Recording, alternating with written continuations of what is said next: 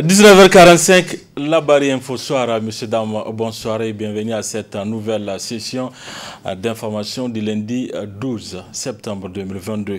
19h45 que nous débutons avec ces volets reportages qui portent sur la décoration. Il s'agit de celle des maisons avec de la matière dénommée papier peint, une nouvelle façon d'embellir les chambres pour les femmes. Le reportage est signé Sherifata Abdoulaye et Aboubakar Souley.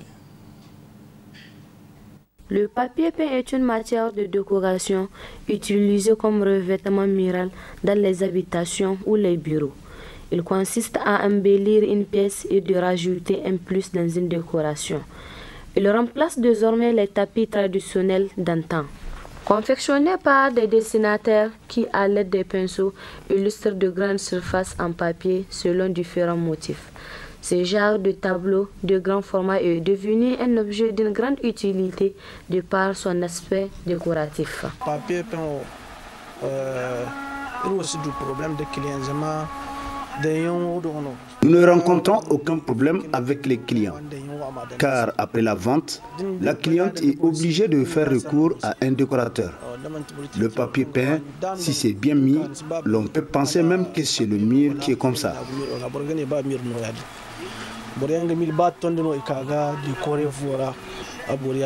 Comme le cachemire ou les traditionnels kunta, les femmes l'utilisent à présent pour rendre beau leur salon.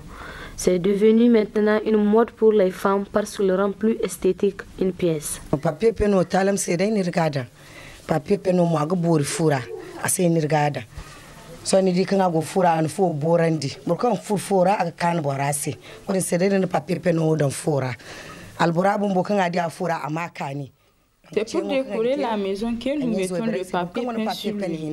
Il embellit une chambre. Comme mon époux a vu ça, il était tellement content. J'en appelle à toutes les femmes de décorer avec du papier peint. Le temps des cachemires est révolu. Maintenant, c'est le papier peint qui est à la mode. C'est tellement joli et semble naturel. Mais on est borbo didia, il se fait hal zangre manti karuno ki da miroga.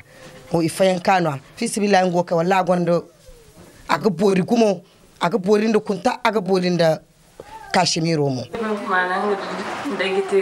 Leur importance, c'est que si l'on met du papier peint pour décorer l'intérieur de sa maison, elle sera jolie et d'autres vont même penser que c'est de la peinture. Il y a plusieurs types de papier peint, tout comme les prix varient entre 8 000, 4 000 ou 3 500 selon la qualité.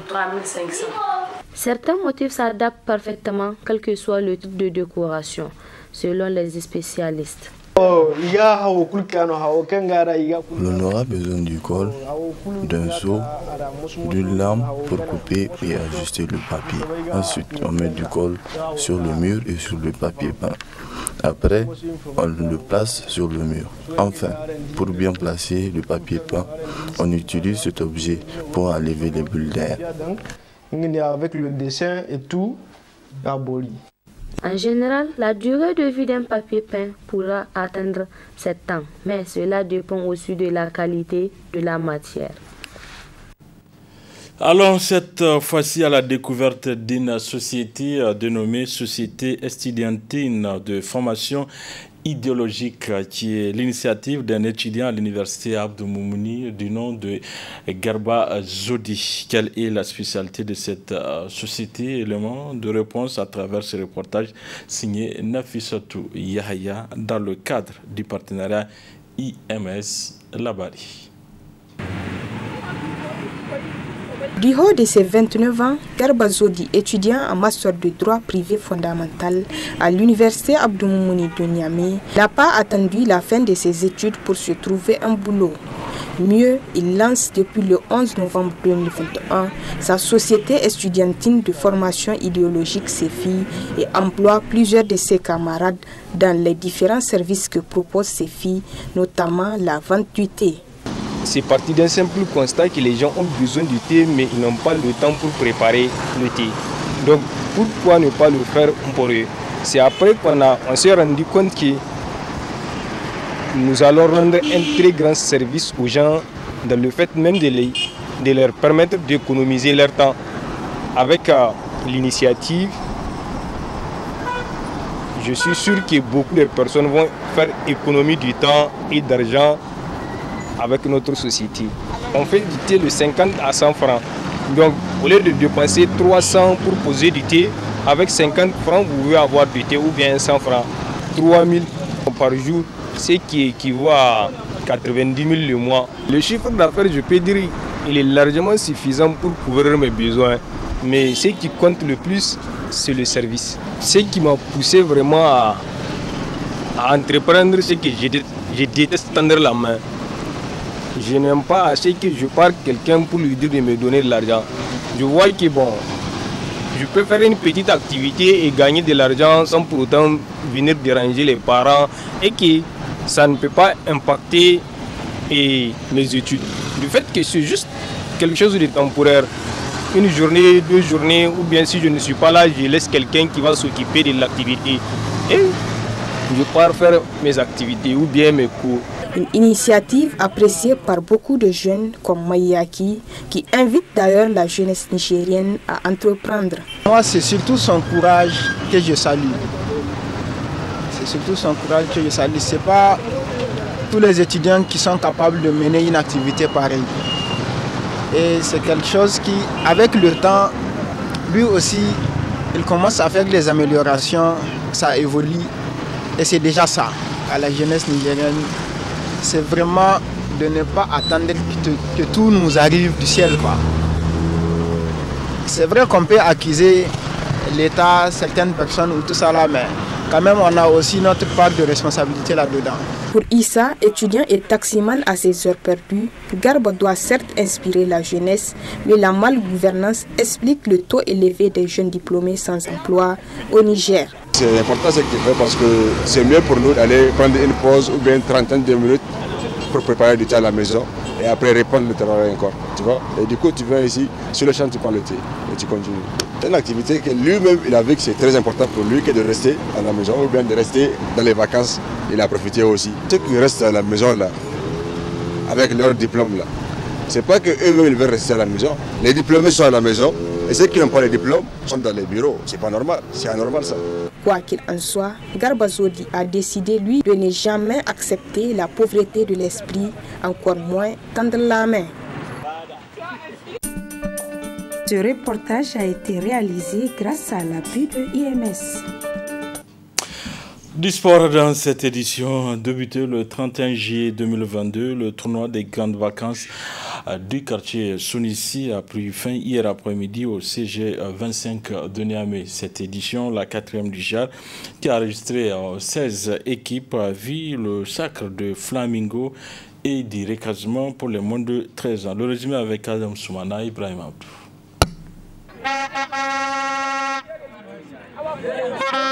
Entamé le 31 juillet dernier, la 4e édition du tournoi des grandes vacances de Sonissi arrive ainsi à son terme avec à l'affiche de finale dont celle des moins de 13 ans qui a vu le recasement croiser le fer avec Black Star et qui s'est soldée par une victoire du recasement sur un score de 1-0. Quant à la seconde finale, elle a mis aux prises Flamingo à l'équipe de Génération Foot pour voir les joueurs de Flamingo sacrés champions de ce tournoi à la satisfaction des organisateurs. C'est vraiment un sentiment de satisfaction qui m'anime. Donc vraiment nous tenons à remercier tous ceux qui nous ont soutenus, particulièrement vous la presse vous avez toujours été à nos côtés. Il s'agit là d'une finale, vous avez suivi, il y a le Flamingo qui a remporté la coupe cette édition. Donc comme nous l'avons toujours dit aux équipes, il n'y a jamais de perdant. Donc c'est toujours le TGV qui grandit. Et au niveau des jeunes aussi, ce n'est qu'une première édition. Inch'Allah, nous allons poursuivre pour les éditions à venir. Et comme vous l'avez remarqué tout à l'heure, juste après la finale des moins de 13 ans, les jeunes se sont adonnés à faire la salubrité. Parce que le TGV de Sonissi, c'est non seulement l'encadrement, mais c'est aussi le civisme. Donc nous sommes là pour encadrer les jeunes, pour leur inculquer des valeurs de civisme. Et nous voulons qu'à la base, le football soit développé. Quant au représentant de l'instance dirigeante du football nigérien, à savoir la FENIFOOT, il n'a pas manqué de saluer la bonne organisation de ce tournoi, tout en louant l'ingéniosité de ses organisateurs. Malgré le calendrier très chargé, je suis venu pour leur dire merci, parce que j'ai vu un public nerveux, un public qui est bien engagé, un public très discipliné, c'est ça le plus important. Et des équipes qui jouent le fair play. Par rapport au comité, je leur dis merci de continuer à persévérer dans ce sens. Et ils ont fait 2 éditions. Il y a l'édition, il y a deux finales. Il y a la finale du championnat U15, U13, qui est le play-off. Et vraiment, c'est une première. Et j'invite tous les promoteurs de TGV qui sont en train de faire l'année prochaine d'initier le perflay du championnat U15 ou bien U13. Ça leur permet de jouer le lever du rideau. Et ça, les U13 et les U15 aussi seront équipés comme tout le monde. Donc c'est une fierté et je les encourage de continuer dans ce sens. Hormis les trophées remportés aussi bien par le recasement pour les moins de 13 ans que Flamingo pour leur sacre à cette édition, plusieurs trophées et cadeaux ont été remis aux joueurs qui se sont distingués tout au long de cette compétition qui finit ainsi en beauté. Le tournoi portant le nom de Bahaouchi a également connu son épilogue hier après-midi entre l'équipe de la Masia et celle de FC Transition. C'était sur le terrain de foot de CSC Transition situé dans le 5e arrondissement de Niamey en présence d'un public venu nombreux, nous rapportent Boubacar Ibrahim et Nasser Seydou. Démarré au départ avec un total de 10 équipes, le tournoi dont le nom de Bahaouchi lui est attribué a également tiré sa révérence après un mois de confrontation. Le match final s'est déroulé entre la Masia et FC Transition. Durant les 90 minutes de jeu, les deux équipes ont eu à offrir un match assez spectaculaire qui s'est achevé sur un score de 2-1 en faveur de l'équipe de la Masia.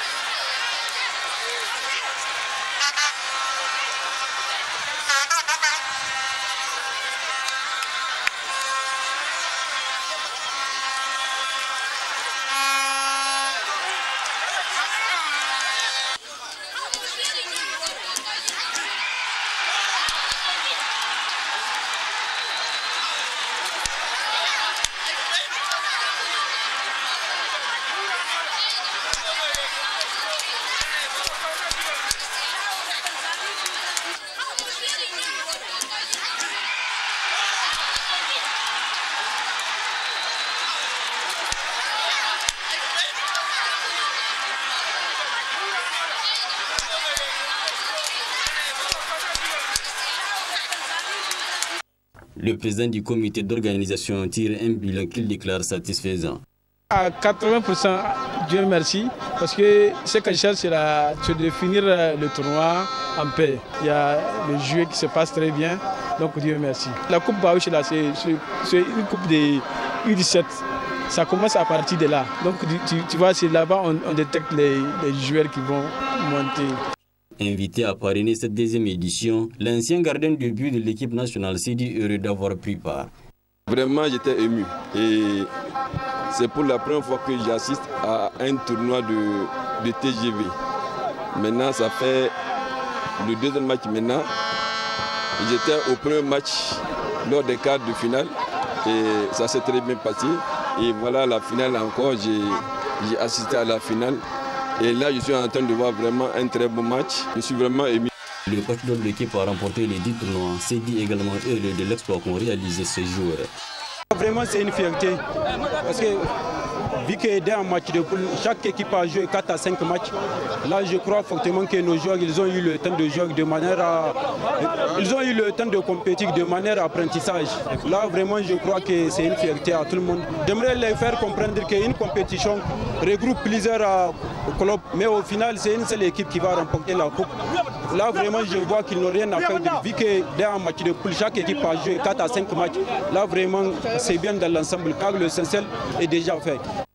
Au-delà des prix et des témoignages décernés, des cadeaux et des trophées ont été donnés aux équipes finalistes, aux meilleurs joueurs et aux meilleurs gardiens. A rappeler que Bahaouchi Abdel Razak est un ancien joueur vedette de l'AS Nigelec dont la carrière fut écourtée par un malheureux accident.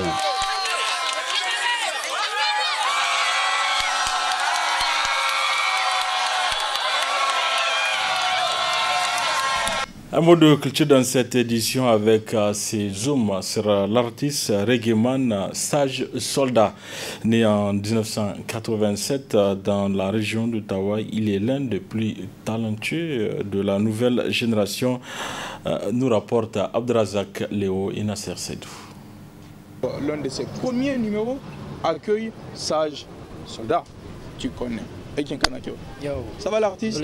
Ça va très bien. Ça se passe? Très bien. Mister Sage Soldat. On rentre dans le vif du sujet juste après ce clip.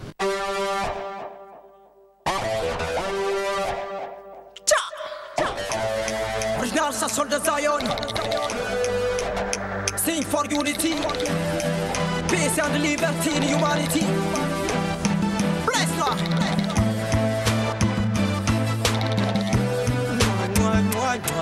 Embrassons la paix, embrassons la paix, embrassons la paix, rien n'a changé. Sage Soldat fait partie des artistes reggaeman de la nouvelle génération les plus en vue. Présent sur la scène musicale au Niger depuis une bonne dizaine d'années au moins, il est sans conteste l'un des plus talentueux. Moi, mon feeling, il faut le reggae. Voilà, j'ai assez de messages qui sont percutants, mais si c'est dans le rap, il m'arrive d'être rapide dans le rap. Ça aussi, c'était une reproche que les gens m'ont faite. Ils disent que tu as vraiment le texte. Quand j'ai sorti Les Martyrs de 1990, par exemple, à l'université, les gens ils disent que tu as vraiment la matière. Il y a le texte, mais comme c'est le rap que tu fais, comme c'est rapide, c'est le rythme rap, on ne peut pas comprendre tout de suite le texte. Donc du coup, essaye de faire le reggae, tu vois. Et j'ai compris tout de suite que si tu veux passer la positivité, il faut aller sur le reggae. Voilà, il faut que les gens puissent t'entendre parce que c'est un message que tu veux passer. J'appelle ça Reggae Fusion suite à mes différents ateliers d'échange, ateliers de formation avec des grands artistes qui continuent aujourd'hui à nous former. Le reggae, il a un avenir au Niger parce qu'aujourd'hui, le reggae est classé dans le patrimoine mondial de l'UNESCO. Tout le monde le sait depuis 2018, je crois, 2018-2019. Donc cette musique de Bob Marley, nous, on n'a pas l'intention de la laisser parce que c'est à travers elle quand même qu'on peut véhiculer des messages. Voilà, qu'on peut revendiquer la justice, qu'on peut dire il faut installer la démocratie, qu'on peut dire que nous, on n'a pas besoin de cette politique, mais on a besoin de cette politique-là qui est positive et qui arrange la population. Et il faut le reggae pour ça. Jusqu'à présent, quand il y a marche, on s'en prend sur nos vies, rien n'a changé. Et que dire des inspirations de l'artiste? Rien n'a changé. Quand il y a marche, on s'en prend sur nos services, rien n'a changé. Moi, mon inspiration en général, en fait, mon inspiration, elle vient toujours du quotidien. C'est des choses que je rencontre, c'est des choses que je vois, c'est les pauvres là que je vois qui sont en train de marcher dans la rue, c'est ces petits commerçants que je vois avec ces choses sur la tête qui m'inspirent, c'est la situation de l'injustice qui m'inspire, c'est vraiment la vie qui m'inspire en fait. Ça a eu une défaillance à un certain moment, je l'ai senti. Parce que plus tard, j'étais obligé d'aller me former sur comment aller sur un rythme, comment faire la vocalise, comment chanter, comment... Parce que ça m'a rattrapé en fait. J'ai compris que la simple inspiration que l'artiste a, ça ne suffit pas en réalité. Il faut écouter les gens, il faut écouter. Moi, je suis lancé dans le reggae avant d'écouter à fond Alpha Blondy, tu vois. Je suis allé dans le reggae avant d'écouter à fond Sani Aboussa, par exemple, du Niger. Je suis allé à fond dans le reggae sans écouter les Takana. Et c'est plus tard, c'est après avoir me formé par ma propre formation moi-même, comme on dit, formation personnelle ou individuelle. Voilà. Et c'est là que j'ai compris qu'il faut écouter les gens, il faut écouter les grands artistes. Et là aujourd'hui, à part Bob Marley qui incarne déjà cette représentation-là, la chose, qui incarne tout le reggae, Bob Marley est obligé de l'écouter quand tu veux faire vraiment de la musique reggae parce que c'est la source, la première. Voilà, à part lui, il y a beaucoup d'artistes, il y a Blako aujourd'hui qui m'inspire, il y a Dakana Zion de la Guinée, il y a Moustapha du Sénégal, j'ai eu la chance, il m'a coaché à un certain moment dans le studio. Il y a Adams Junior qui n'est pas là aujourd'hui, que son âme repose en paix. Il y a beaucoup d'artistes en fait qui m'inspirent. Embrassons la paix, embrassons la paix, embrassons la paix. Assez présent sur la scène internationale, Sage Soldat est un père de famille comblé et un artiste qui œuvre pour la cause des orphelins. Je suis marié en 2018, l'année où j'ai eu ma bourse pour aller en France, finaliser avec mon master là à Paris. C'est la même année. J'ai rencontré mon cœur, tu vois, depuis 2018, je suis marié et aujourd'hui, grâce à Dieu, j'ai une fille qui s'appelle Nesrine. Il y a une chanson qui sort bientôt dédiée à elle. Donc voilà, donc je suis un père de famille. Il semble qu'il faut être responsable quand on est marié, quand on est père d'un enfant, il faut être responsable. Mais je pense qu'il y a des gens aussi qui sont responsables sans pour autant qu'ils se marient. Donc voilà, comme on dit que la sagesse n'a rien à voir avec l'âge, tu peux avoir 8 ans et puis être plus sage que quelqu'un qui a 25 ans, 30 ans. Donc voilà, c'est comme ça en fait. Mon combat, c'est aussi pour la cause des orphelins. C'est surtout défendre les orphelins. C'est surtout défendre les enfants de la rue. C'est surtout défendre les pauvres. Voilà, je suis plus lancé dans ce combat-là. Parce que je connais déjà la situation étant déjà un orphelin. Donc du coup, je connais la situation d'un orphelin, je connais le problème qu'il rencontre, je connais toute la situation, les difficultés et tout ça. Donc du coup, à part, je ne peux même pas dire à part, c'est toujours de la musique et je combats vraiment pour les orphelins. Et dans l'avenir, c'est créer vraiment un centre d'accueil pour des enfants orphelins, mais un centre vraiment énorme. À son actif, plusieurs clips, 2 albums et un 3e en préparation, Sage Soldat est bien parti pour se faire une place de choix dans le reggae africain et mondial. Depuis 90 jusqu'à présent, rien n'a changé. Depuis 90 jusqu'à nos jours, rien n'a changé. Voilà, c'est la fin de cette édition. Merci à vous de l'avoir suivi. Au revoir.